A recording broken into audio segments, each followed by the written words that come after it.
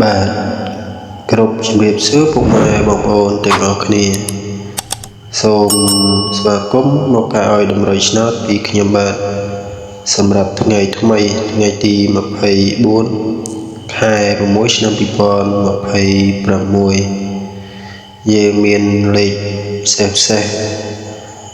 ចែកជូនបងប្អូនព្រីមិនគិតថ្លៃទៀតហើយសម្រាប់ថ្ងៃ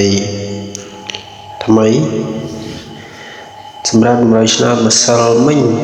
យើងបានលេខមានជ័យទៀតហើយគឺចូលទៀតហើយ93ត្រង់ភ្លើងពុកម៉ែបងប្អូនអូនហើយ93 98ចេញត្រង់ភ្លើងយកពុកម៉ែបងប្អូនមានលេខមានជ័យមានលុយខនចាយទៀតហើយពុកម៉ែបងប្អូនកុំឲ្យរងចាំយូរ